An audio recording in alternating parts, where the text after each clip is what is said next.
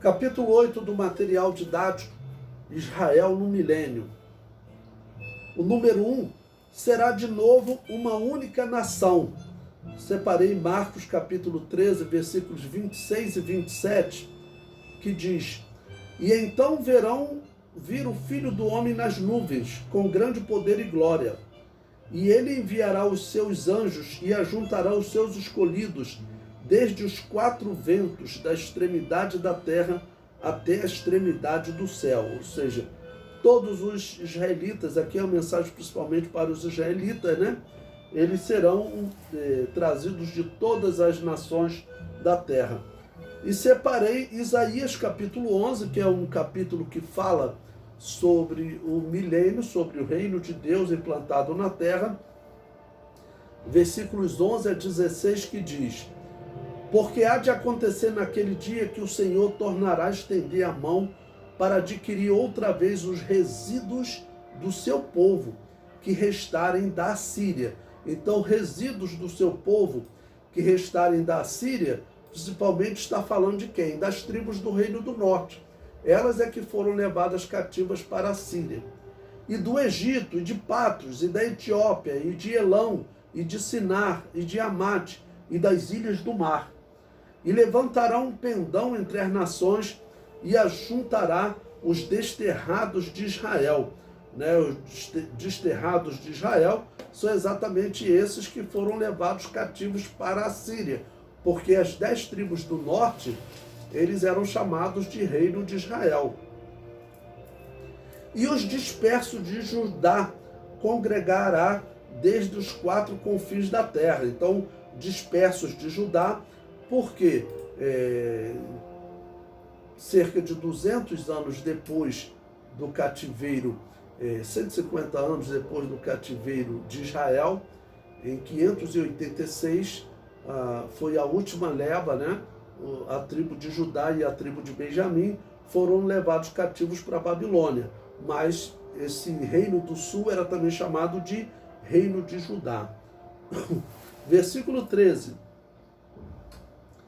E desterrar-se-á a inveja de Efraim, e os adversários de Judá serão desarraigados. Efraim não invejará Judá, e Judá não oprimirá Efraim. Efraim era a principal tribo do Reino do Norte, né? Era a tribo de Josué, e Josué ele herdou a melhor região do Reino do Norte, né? E vai ser a tribo, por exemplo, que vai causar a divisão. Jeroboão, ele era da tribo de Efraim, tá bom? Onde também vai estar a cidade de Samaria. Então Efraim se tornou um símbolo do Reino do Norte. Versículo 14. Antes voarão sobre os ombros dos filisteus ao ocidente, juntos despojarão os filhos do oriente, que aí está tratando desde a Babilônia, a Síria, né, hoje Iraque, Irã. Em Edom e Moabe lançarão as mãos, e os filhos de Amon lhe obedecerão. E Iavé destruirá totalmente o braço de mar do Egito, e moverá sua mão contra o rio, contra a força do seu vento, e ferindo, dividi-lo-á em 7 correntes, que qualquer atravessará com calçados, e haverá caminho plano para os resíduos do seu povo que restarem da Assíria, como sucedeu a Israel no dia em que saiu da terra do Egito.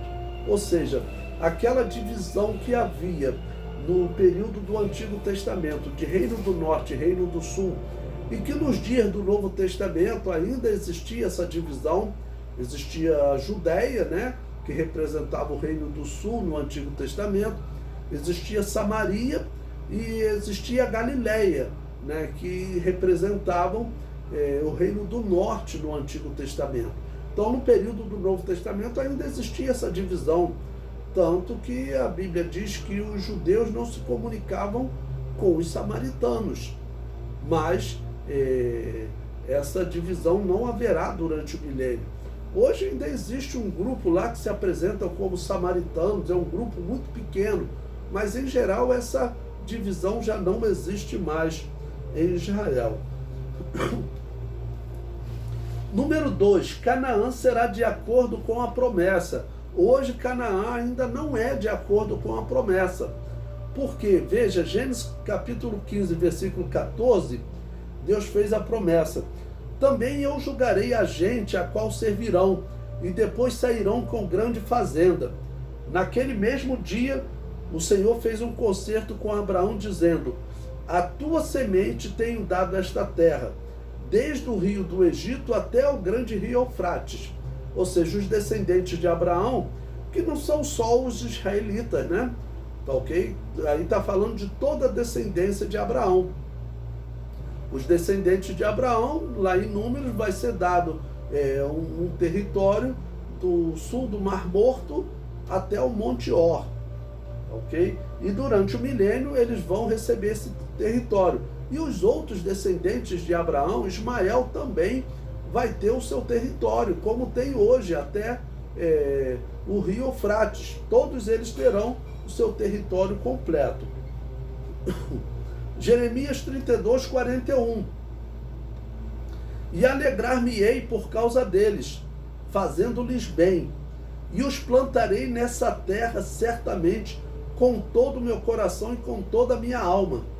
Comprarão campos por dinheiro, e subscreverão os autos, e os selarão, e farão que os atestem testemunhas na terra de Benjamim, e nos contornos de Jerusalém, e nas cidades de Judá, e nas cidades das montanhas, e nas cidades das planícies, e nas cidades do sul, porque os farei voltar do seu cativeiro, diz Yahvé. Então, a promessa de Deus a Abraão vai se cumprir nesse período do milênio. Será um período que vai haver paz entre Israel e as nações, ou seja, o oposto do que acontece hoje e do que acontecerá principalmente na grande tribulação. Hoje tem diversas nações dizendo que vão destruir Israel. O Irã fala isso.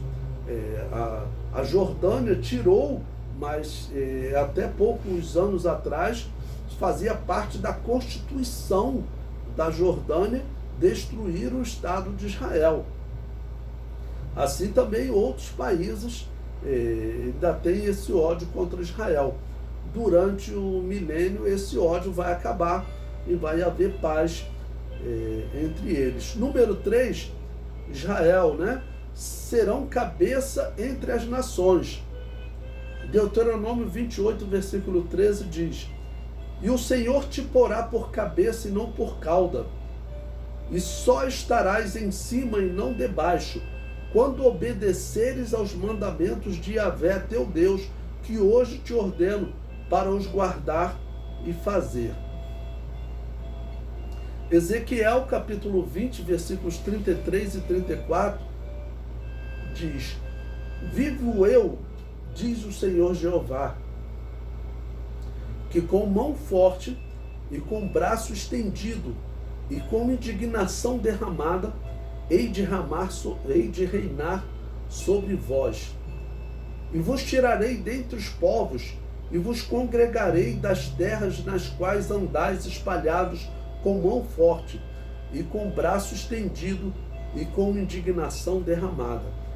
Um pouco desse retorno já está acontecendo, né? Muitos israelitas já retornaram. Hoje Israel já é uma nação, um povo, o que há 80 anos não era. Há 80 anos atrás eles estavam sendo perseguidos por Adolf Hitler e sendo mortos na Europa, né? 80 anos atrás, da 1941, ali era o auge da perseguição. Número 4, Jerusalém será a capital do mundo. Miqueias capítulo 4, versículo 2.